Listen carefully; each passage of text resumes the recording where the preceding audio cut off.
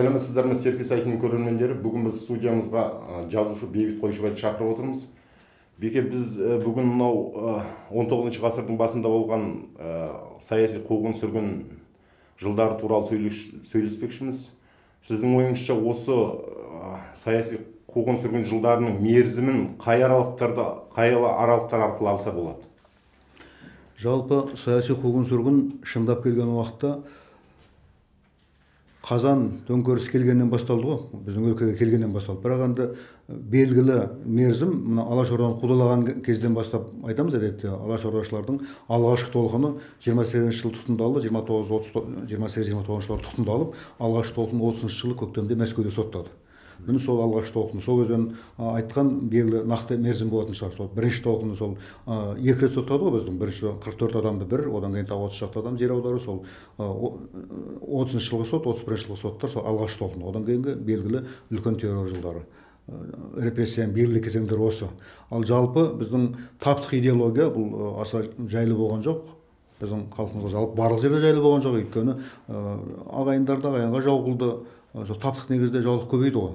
Сол оның астары сол әр жағында сол соттау, заңсыз атып кету деген нәрселердің бәрі орын алып тұрды. Әр жерден оның бәрін бізге түгендеп айту қиын. Жалпы таптық негізде өмір құрудың соншалықты қолайлы емес екені бүкіл баршаға белгілі бүгінде. Бірақ белгілі кезең репрессия туралы айтқан уақытта сол 28 жылдардан 29 жылдардан бастаған дұрыс сияқты. Өйткені жалпы үлкен террорды біздің Мәскеуде солай анықтайды. Бүгін Сталиннің атақты бетбұрыс жылдары 28-29 жылдардан басталған. Сол кезде ГУЛАГ ұйымдастырылды. Мемлекеттік басқарма, бас басқарма барлық қамау мекемелерін біріктіріп сол бір ортадан басқару мәселесін қолға алғаны сол 30 жылдар ғой. Содан бастап үлкен террор, жалпы террор мәселесі, өз халқын өзі осы жазықсыз жазалау мәселесі үлкен науқан болып кетті деп есептеуге болады.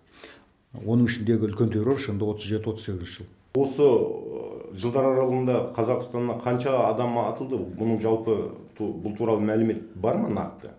Енді тура нақты деп айту қиын, бірақ мәлімет бар ғой. Бізде әдетте үлкен террор жылдары, енді 37-38 жылдары 118 мың адам сотталды деп есептеледі. Солай жарияланып жүр. Кейде әртүрлі көбейеді, кейде азаяды, сондай бар. Оның 25 мың атылды дейді. Осы дерек жиі айтылады. Бұл енді бірақ осы түгел өте нақтыланып қойды деп айту қиын, бірақ осы дерекке негізінен сену керек. Өйткені бұл көп зерттеушілердің осыған тоқтағаны рас. Ал өйткені осы 37 жылдың енді үлкен науқан басталған кез ғой, содан бастап аз сан емес. Ол енді одақ бойынша миллионнан асып кетті, 1,7 миллион адам сотталды. Бір 700 мыңдай адам атылып кетті. Соның қасында сол жауға келеді. Енді бірақ тура осыдан деп айту қиын. Өйткені одан көп санда айтылады. Ал жалпы мына ақтау жылдары Сталин Жеке-басқа табыну әшкереленгеннен кейін ақтау басталды ғой. Сол ақтағанда тек қана үлкен террор жылдары емес, сонау большевизм билікке келе берген кездер адамдар ақталды. Сол Қазақстанда да 300 мыңнан астам адам ақталды деп есептеледі. 300 мыңнан адам астам. Демек, сотталғандар одан да көп болды ғой.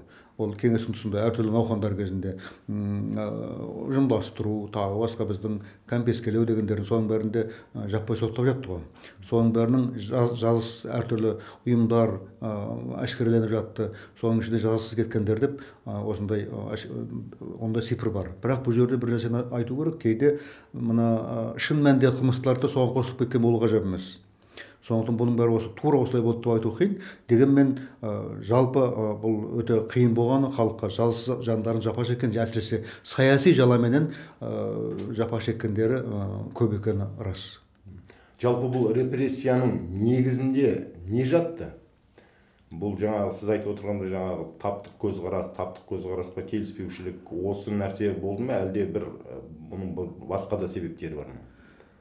Неге енді белгілі біздің Сталиннің әдетте бас хатшы үлкен көсеміміз халықтардың әкесі аталатын кісінің негізі бағыттап берген соғыс деп айтылады ғой бұл мәселені. Шынында бұл кісі социализм ілгерілеген сайын таптық қайшылық арта түседі деген өзінің атақты сөзі бар, тұжырымдамасы. Сол негізде мына орталықта түрлі күрестер жүріп жатты ғой. Фракциялық күрестер, оппозициялық күрестер.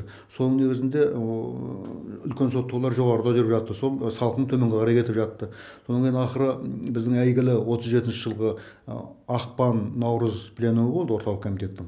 партияның орталық комитетінің. Сонда осы жауларды әшкерелеу туралы мәселе үлкен қойылды ғой. Біздің ұйымдарға қалтасында партбилеті бар жауыздар кіріп кеткен, жаулар. Соларды әшкерелеу керек. Олар біздің ілгері жүрімізге кедергі келтіріп отыр деген мәселелер көтерілді ғой. Содан бастап жауларды әшкерелеу басталды. Жасанды түрде әшкереледі кейбір жерде. Осы Сібір жақтан бір үлкен ұйым әшкереленді деп хабарлады. Тағы сол жақта әр жерде. Мына ұжымдастыру мәселесіне қарсы болғандар кезінде тағы да зиян жасады, кулактар деп мысалы. Сол ұйымды әр жерден әшкерелеп атты. Сол жоғарыдан берілген тапсырма болғаннан кейін ол белсенді түрде жер әшкерелеу көбейді. Сөйтіп шамасы түрмелер толған болу керек. Әшкереленген адамдарға ақыры ненің ішкі істер халық комиссариатының атақты құпия жедел бұйрығы шықты. 447 бұйрық деп аталады. Сол бұйрықта бұл мәселені қалай жүргізу керек, жазалауды.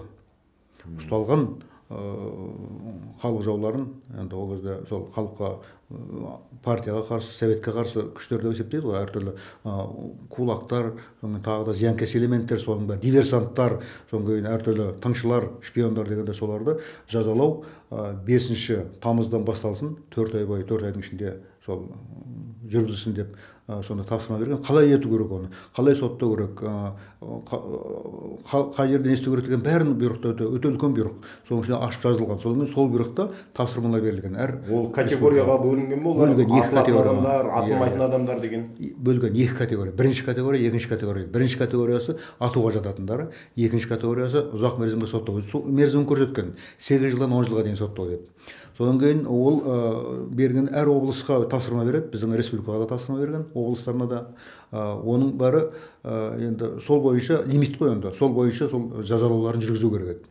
Біздің мысалы Қазақстанға берген тапсырмалары сол алғашқы 447 бұйрық бойынша 2,5 мың адамды тұтқында жатқандарын ату, 5 мың адамын соттау ұзақ мерзімге болатын. Бірақ бұл кейін зерттеушілер анықтап жүр ғой. Мәскеуде бұл жағынан бізден гөрі енді оларда барлық мұрағатта сол жақта, зерттеушілер де сол жақта, олар көп қарап, зерттеп, үлкен құпияларды қарап жүргендер ашып кейін кезде жазып жүр. Әсіресе мына кейін осы былтырлары шыққан Өзге Сталин деген бір кітап бар, Жуков деген үлкен тарихшылардың шығарған кітабы. Сонда соның мәліметтеріне қарағанда 447 бұйрықтағы берілген тапсырмалар сол жергілікті адамдардың өздерінің сұрауы бойынша жасалған екен. Жергілікті мекемелердің, мысалы Қазақстанның басшылығы, басқа республикалардың басшылығы, облыстардың басшылығы Мирзаянда сұрайды. Өкінішке қарай біз енді өзіміз құрмет етіп келе жатқан Мирзаянда соның бәрі сұраған болып шықты. Сонымен сұраған. Соңғы сол 447 бұйрықтың тағы ерекше несі, мен атап айтқым келеді. Сол лимиттен аспаңдар дейді. Егер одан артық жазалау керек болса, маған дәйектеме жазып, менен рұқсат сұраңдар дейді. Ежовтың қолы. Енді одан кейін осы кейінгі мәлім болған кімге қарасаңыздар, Мирзаянның бір хаты мәлім болып жүр ғой, жедел хаты, шифрланған хат, кейін әшкерелеп. Соған қараған ол былай деп жазады. Біз берілген тапсырма бойынша біз 8 мың адамды бірінші категориямен соттадық, аттық қой. 8 мың адамды екінші категориямен соттадық, 16 мың адам. Жаңа мен 447 бұйрық бойынша бар болғаны ол да аз емес қой, бірақ 7,5 мың адам сотталу керек еді. Бұл 16 мыңға жіберген. Мерзім біткен жоқ. 1 декабрьде, 1 желтоқсанда берген жедел телеграммасы. Ал мерзім 5 декабрьде біту керек, 4 ай мерзім. Соған дейін бітіріп 16 мыңға, 7 мыңның орнына 16 мыңға отырады. Соған қарағанда үстемелеп бізге мәлім біреу, ішінде бізге мәлім емес талай телеграмма болуы мүмкін, талай өтініш болуы мүмкін. Бірақ мына басқа мәселені де ойлау керек. Сондай өтініштер, жергілікті жерден келетін өтініштер әрине ұйымдастырылды. Ол ұйымдастыру солай болу керек. Содан бірнеше мәрте ұйымдастырулар жүрген, соған қарағанда дүркін әртүрлі өтініштердің негізінде солай жасалған. Ана алғашқы үкіметтің жоғары жақтың жақсы болып көрінгісі келетін бір реті бар. Сол ана Жуковтың кітабында талдап қарағанда жекелеген облыстар қанша адамды жазалауға рұқсат сұрағанын жазады. Мирзаянның қолынан қанша адам сұралды, басқа қаралды. Соған қарасаң, бұлардың сұрағаны аналардың бекіткеннен көп. Мысалы, біз қазір 7,5 мыңды лимитпен беріп отырмыз, бұл кісінің сұрағаны, қазақстандықтардың сұрағаны 8,5 мың ба сондай. Аны азайтып бекіткен. Соған қараған уақытта жоғары жақ бір әділ сияқты көрініп қалады. Ал бірақ сол былай ойлап қарасаң, бәрі төменнен өздері ұйымдастырып отыр. Енді ол сол кездегі жүйе сондай. Оны біз енді барлық несін біліп жатқан жоқпыз, төменгі астарларын. Қанша дегенменен сол жоғары жақтан берілген нұсқау ғой енді. Төменгі жақтар жандай шаптық, жағымпаздық, көрініп қалуға тырысушылық, шолақ белсенділік дегендер өзінің рөлін ойнаған болу керек. Кейбір зерттеушілер жалпы репрессияға өте осы репрессияның ауқымды болуына әсер еткен осы қазақ арасындағы жаңа ұрушылдық, жүзшілдік, осы да жаңа бір-бірін көремаушылық осы да үлкен әсер етті дейді.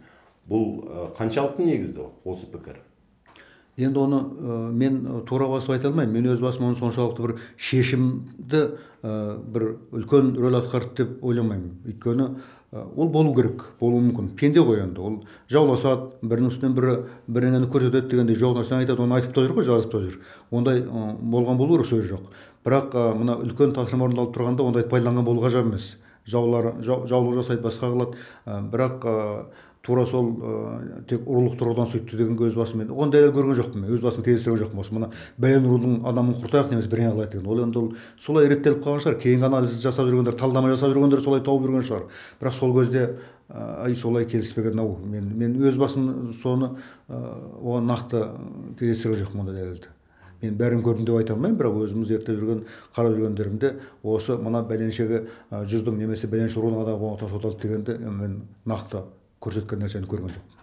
Жалпы репрессияның жаңа идеологиясында жаңа таптық күрес, таптық көзқарас қайшылығы жатты, соны негізге алды дейміз.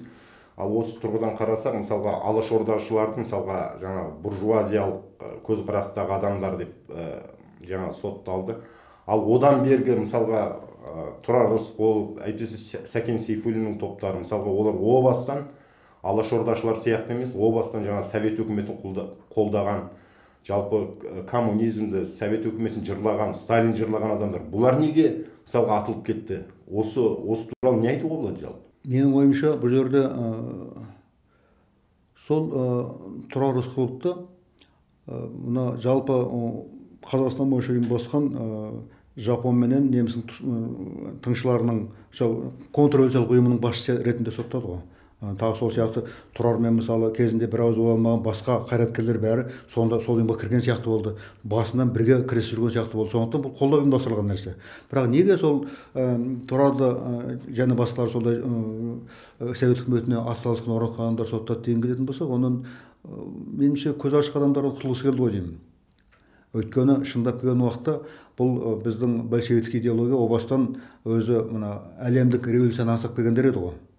Өзі әрбірден кейін өзі баяғы ұранын еске түсіріңіздерші, коммунистік партия туралы манифесті. Коммунистік манифест. Онда жұмысшыларда отан жоқ деген сөз бар. Естеріңізде болсын. Жұмысшыларда отан жоқ. Сондықтан олар әлемдік революция жасап келді.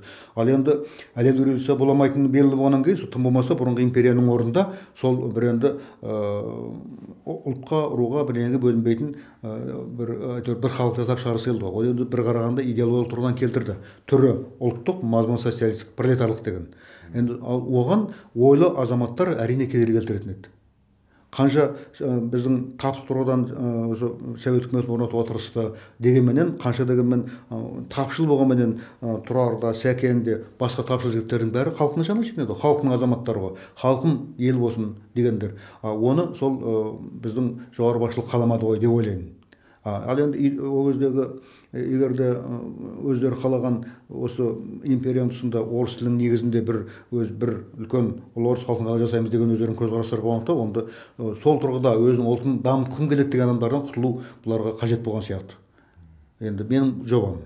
Ал енді ресми айтылғанда бұның бәріне жау деп есептеді, ана шпиондық жасады, Қазақстанды бөліп әкеткісі келді, тағы сол сияқты еді. Астарында сол еліне жаны ашыған азаматтардан құтылу ғой деймін. Өйткені ел туралы ештеңе ойламайтын, бәрі жалпы ортақ ұлттық нәрсені ғана ойлайтын интернационалист, ұлы орыстық тұрғыдан қарағанда сондай адамдар ғана керек болды. Өзі интернационализм мазмұнының өзі бұлардың ісіне кереғар ғой. Интернационализм мазмұны ұлттылықты дамыту арқылы мысалы ортақ бірнеге баруға болады деген нәрсе ғой. Бұлар керісінше сол ұлттылықты құрту үшін сол негізі бетіндегі қаймағын сыпырып алды ғой деген ой келеді маған. Енді жаңа Сәкен Сейфуллиндер, Тұрар Рысқұловтар осы интернационалистік жаңағы көзқарасты қолдаған, жалпы совет үкіметін жырлаған адамдар емес пе еді? Ол рас қолдады, бірақ соның өзінде бәрі халқын ел болсын, қазақ болсын деп есептеді ғой. Қазақтың мемлекет орнасын деп есептеді. Қолдарынан келгенше соған септесті. Олар сол тұрғыда өздері шын мәніндегі мына жалпы ұлттық тұтастықты ойлаған азаматтармен жауласты, мысалы Алашордамен. Алашорда деп айтылатындар. Алашорда үш жүзінде болған жоқ қой енді. Дұрысында ол 20-шы жылдар жоқ болып кетті ғой. Бірақ адамдар қалды. Ол адамдар өзі бір қараған уақытта өз еріктерімен совет үкіметінің жағына шықты. Әлгі орыстарда бар ғой, смена веховства деген. Бағдар ауыстырушылық болды. Сондайды біздің азаматтар да бастан кешті. Енді біздің жол енді құпталмады, жойылды. Енді біз халыққа совет үкіметінің платформасында отырып қызмет етейік деген идея болды ғой. Сөйтіп бұлар іс жүзінде советке жұмыс істеді ғой. Бірақ соны бұлар түсін айналдырып, бұлар алдап отыр бізді, бұлар жау дегендей кәдімгі мына тапшылдардың әшкерелеуі біріншіден өздерінің сол серіктерін құртуға мәжбүр етті, аренадан кетіруге, ал түптің түбінде өздеріне де соны тиді. Өйткені олар сөйтіп тұқыртқанменен өздері бәрібір халықтың қамын ойлайтын еді. Бұлар өз тұрғысынан бәрібір халықты дамытсақ деп ойлады. Халқымызды өркендетсек, сауатты қылсақ, мәдениетті қылсақ деген ой болды бұларда да, тапшылардың өзінде де. Ал оны біздің шамасы жоғары билік қаламаған болу керек. Тек осындай ғана себеп бар. Енді бірақ олар әдетте тура сондықтан олар дерпестік деп айтпайды, олар ана шпион болды, басқа болды, Қазақстан бөліп әкеткісі келді дегендей идеямен астарында жаңағыдай нәрсе жатқан болу керек. Өйткені кейінгі тірліктердің бәрі соны көрсетеді ғой. Қазақстанды босатып жіберді аштықпенен. Мыңғырып жатқан малыменен бүкіл арқаны жатқан халқының бәрін босатты ғой. Босаған халықтың сүйегінің үстіне кеп жан-жақтан адамдарды үйіп төкті. Үлкен мемлекеттік лагерлер орнатты, концентрациялық лагерлерді. Сөйтіп казармалық социализм іс жүзінде құра бастады. Одан кейін берде тың көтеріп тағы да тұмсырап жатқан жер бұл мәңгі бақи ғасырлар бойы ешкім аяқ баспаған жер біз көтеріп жатырмыз деп соқты. Іс жүзінде халық қырылып кетті сол совет үкіметінің солақай саясатының салдарынан. Міне соның бәрін енді айналып келгенде соған көздеген болу керек. Жерді алу, осы жерде бұл Қазақстанды көркейту емес, қазақ халқына жақсы жасау емес, Қазақстанды көркейтеміз деген желеуменен өздерінің пиғылдарын орнату. Патша үкіметі кезінде Хрущевтің атақты сөзі бар ғой. Патшалықтың ғасырлар бойы, жүздеген жылдар бойы істей алмаған біз бір-екі жылда жүзеге асырдық деп. Тың көтерген кезінде айтқаны. Өйткені шында жерді алу ол патшаның өзі түбегейлі мақсаты болатын. Ол сондықтан қазақты отырықшыландырамыз деді. Шұрал жерден қуып шықты отырықшы бол дейді. Қазақ көшіп жүрген, ауылына банаяқ барады, мында барады, арқада көшіп жүре береді. Ал Шұрал жерге орыстар келіп қоныстанып жатты. Орыстар және басқалар. Ал бұлар келді де совет үкіметі оның бәрін кәдімгі басқаша белінен басып орнатты ғой. Кәдімгі патша үкіметі жасай алмаған отырықшыландыруды бұл жасады. Қырып жіберіп біраз малын сыпырып алып күштеп отырықшыландырды шұрайшы жерлерге. Жақсы жерлерді жаңадан келіп қоныс берді, тың көтерді, басқа қылды. Сөйтіп шын мәнінде шынында да патша үкіметінің қолынан келмегенін істеді. Соның астарында жатыр, астарында қазаққа аса жанашырлық жатқан жоқ онда. Ана ұлы орыстық астамшылық жатты. Қанша дегенмен біз орыс халқына қарсы болғандықтан емес, орыс халқы кең халық, дархан халық кім қарсы болады оған? Оның мәдениеті бар, басқа бар, біз ешқандай қарсы емес. Меніңше бір қазақ қарсы деп айтпайды. Қарапайым орысқа мәселе ұлы орыстық саясатқа қарсылық. Дос болайық, басқа қылайық, бірақ енді тең дәрежеде. Солай ғой. Мынандай кәдімгі езіліп, сені оның табанында қалып не алу өмір сүру деген ол енді ешкімде оны қолдамайтын нәрсе ғой. Орыстардың ешқайсысы қолдамас еді, мысалы, егер де біздің орнымыз ауысып тұрса. Сондықтан оны қолдамайтын саясат болатын ол. Әлі күнге оны қолдауға болмайды. Өйткені әлі күнгі империялық саясат өкінішке қарай біздің мына іргеміздегі елде бар. Біз демократиялық Ресейді жақсы көреміз, қолдаймыз, құптаймыз, бірақ олардың ішіндегі астам баяғы империялық саясат жүрген уақытта бәріміз тіркеліп қарсы шығамыз. Солай ғой. Ол орысқа қарсы деген сөз емес, мәселе басқарудағы жүйедегі мәселе деп ойлаймын. Бекі жалпы осы репрессия туралы мәліметтер толығымен ашылды ма? Біз қазір осы репрессияның жаңа сипаттары туралы айтып отырмыз. Осының жалпы құжаттарының бәрі бізге жария ма, белгілі ма? Меніңше бәрін білмейді. Мына айтып отқан мәселенің бәрі білмегендіктен ғой. Жаңа біздің осы не себеп болды деген мәселенің өзі, содан кейін кімді кім көрсетті деген мәселенің өзі. Ол енді бір қараған уақытта мына мәселені жүйеден көріп отырмыз ғой, жүйеден ғой, бірақ соның құпиялары ашылған жоқ. Қайсысы қалай болды ашылған жоқ. Мысалы, біз енді жаңағы әңгімеге Мирзоянды алайық. Мирзоянды халық жақсы көрді дейді, рас болу керек. Өйткені сәбең жақсылап жазып кетті. Мысалы, Мұхановта кезінде бізде алғашқы мына көңіл күйдің тасқан кезі, тәуелсіздікке жеттік, басқа тәуелсіз тақалып қалды. Мына қайта құру кезінде ашаршылық туралы айтыла бастады. Сол кезде қырылған халыққа бір жақсылық әкелген Мирзоян деп ұқтық. Мысалы, сол кезде бәрі жазып жатты. Бертінге дейін ел біздің журналистер жақсы жазып жүрді Мирзоян туралы. Көп жазып жүргендер көп. Кітап та шықты, бәрі жақсы. Соған қарағанда ендігі мынандай құпиялар ашылып жатыр. Мәскеуден үлкен кітап шықты, жаңа өзге Сталин деген үлкен зерттеулер бар. Ішінде Мирзоянның өтініштер жіберген репрессия туралы. Одан кейін бүкіл интернет дүние жүзіне тарап кеткен ана бір шифровкасы жүр. Ол біреу ақ толып жатқан, басқасы болуы мүмкін, біз білмейтін. Жаңа әлгінде әңгіме алған шифровка. Соған қараған уақытта бұл кісі репрессияның басында тұрған сияқты. Біз Голощекинді жамандаймыз әдетте. Бұл кісі де сондай зиян тигізген сияқты болып тұр. Енді әрине жүйе мәжбүр еткен болар, бірақ енді азамат ретінде оны қалай деп бағалау керек. Енді біз оны қазір соны айтсақ тағы да Мирзиян оңбаған деген сөз шықпайды. Менің ойымша просто ақ қарасын білу керек та, жай ғана. Оның жақсы жағын, еңбегінің, халыққа сіңірген еңбегін білейік, сонымен бірге мынандай жағын да білейік. Біз қараңғы жағында неге оған олай етті, неге мәжбүр етті оны, не нәрсе, қандай мәжбүрлігі, шынымен халық жауы оны қысып сөйтіп тұрды ма бүкіл Қазақстанды, жоқ әлде бұнда басқа бір себеп бар ма? Осы мәселені ажыратып түсіну үшін бәрін ашу керек. Мәселе тек қана Мирзиянда емес, жер-жерде облыстың басшылары бәрі ұсыныстарын беріп жатты. Ал облыс дейміз, өзің айтпақшы, әлгі ұру деген мәселе сол жерден де шығуы мүмкін. Олар қайдан не қылды, қалыптастырды санды? Әрине жергілікті жерден сұрайды ғой. Аудан, әлгі қаладан, колхоздан, совхоздан дегенде ұжымшар, кеңшарлардан. Оның бәрі сондай алғашқы сандары, цифрларды бергенде, бәлкім сондай жеке бастың араздығын ескерген болар, бәлкім ұрлықты ескерген болар. Әйтпесе шын мәнінде сол тапсық тұрғыдан қарап бәрін жау деп қарау екіталай ау. Сол әйтеуір бір кінәрат табады, кінәрат тапқан астарында жаңағыдай бәлде жату ғажап емес. Сондықтан бұның бәрін білу керек. Ол жөнінде шындық меніңше ашылған жоқ. Көп нәрсе ашылған жоқ. Енді ол халықтың бұл 37. Оның алдында ғана 3-4 жыл бұрын ғана халық ұлттық апаттың ең бір ғаламат кезін бастан кешті ғой. Ұлы ашаршылық болды. Ол ашаршылық қолдан жасалған ашаршылық еді. Ол да ашылған жоқ қой. Ол үлкен ашаршылықтың алдында тағы екі ашаршылық болған. Совет үкіметі келген бетте осы оңтүстік өңірде 17-19 жылдары үлкен ашаршылық болды. Миллиондаған жан кетті. 21-20 жылдары солтүстік өңірде, орталық Қазақстанда үлкен апат болды. Онда да миллиондаған адам кетті. Мынау соңғы апат, бұдан 2 миллион астам, 2,5 миллион кетті деп жүр ғой мысалы. Сонда 3 дүркін өткен ашаршылықта тікелей 4 миллион астам, 4,5 миллиондай адам тікелей кетті деп отыр. Ал егер сол кездегі ықтимал өсімін есепке алсақ, табиғи өсім болу керек ықтимал. 16 миллион адамнан біз сол кезде айырылдық. Егер де ондай жағдай басқа түспегенде, осы елбасы айтқандай, осы күндері біз 40 миллион болар едік қой. Солай емес пе? Міне осының бәрін шындықтарын әлі ашылған жоқ деп ойлаймын. Ол шындық ашылған жоқ бір, соңғы ол төңіректе елді бағыттап сол тексеру, зерттеу жұмыста жүріп жатқан жоқ.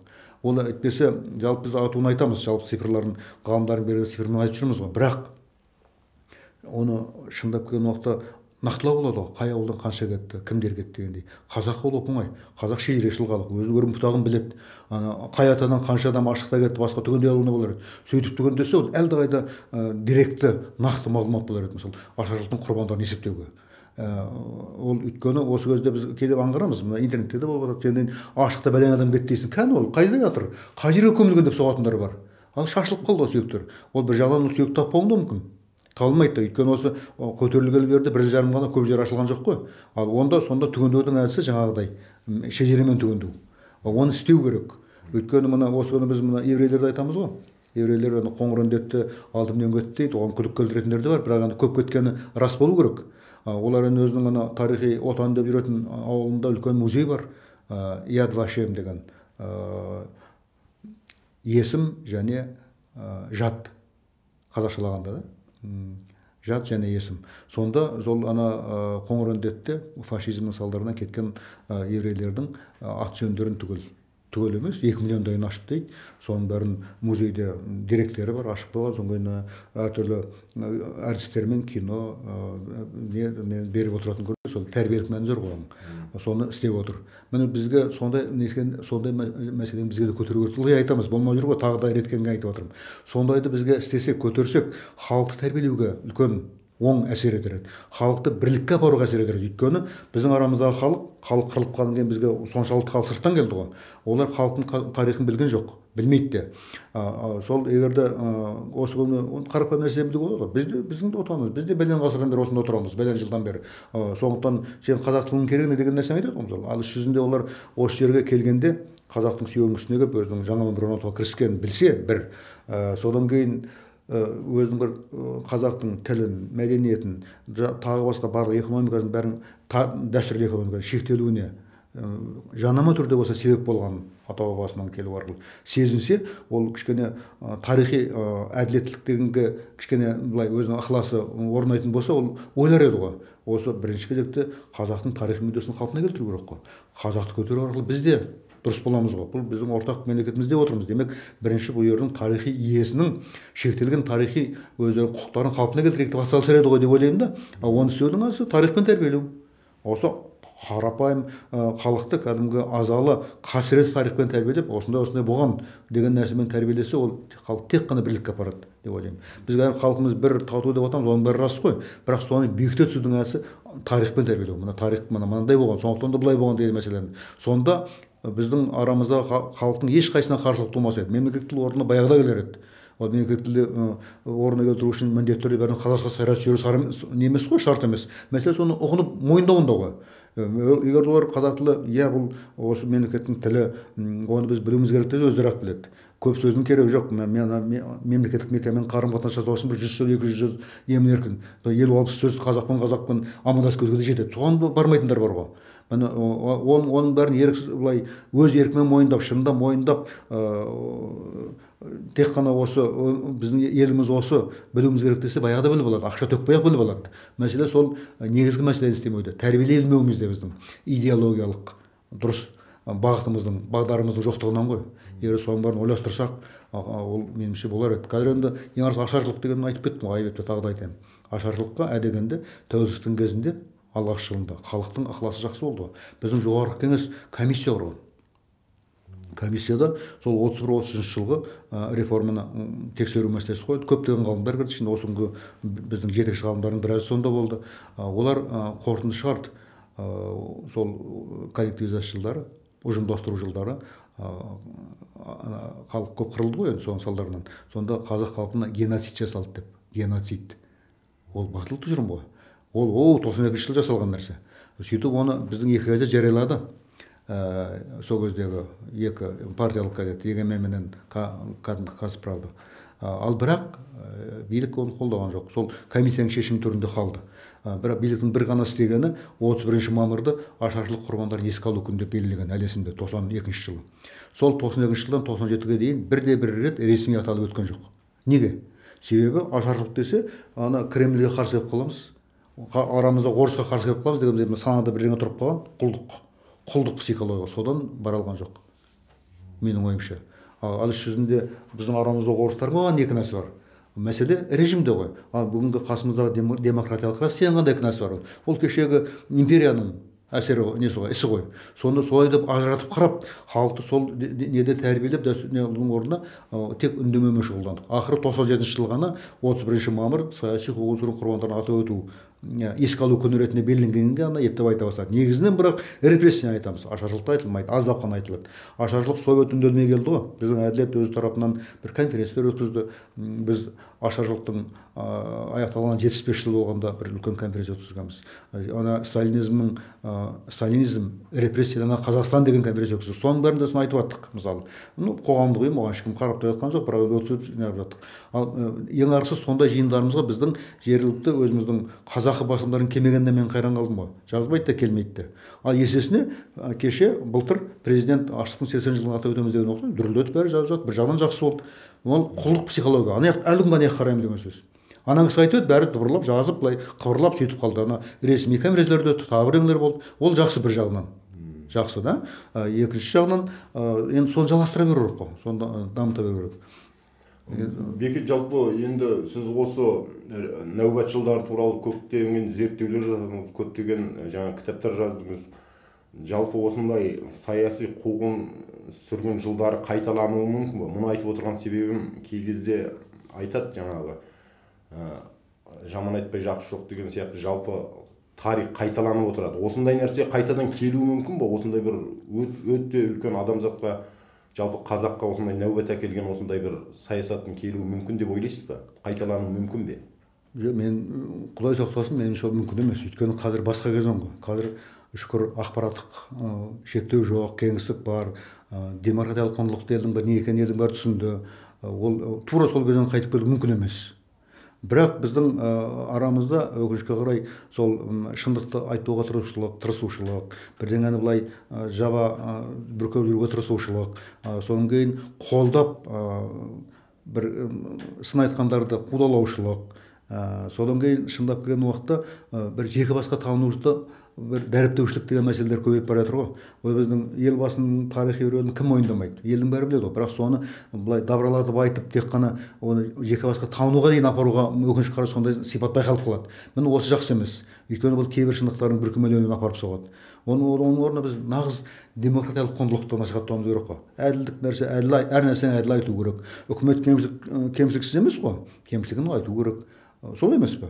Сонда егер соны талқылап отырсақ, айтып отырсақ, біз әлдеқайда ілгері дұрыс жүреміз, дамуымыз дұрыс болады. Ал бізде өкінішке қарай сол аңғарып қарасақ, осы 20 жылдың ішіндегі даму кезеңдерінің өзінің кемшіліктері айтылмайды. Әйтеуір жақсымыз деп өзі мақтана береміз.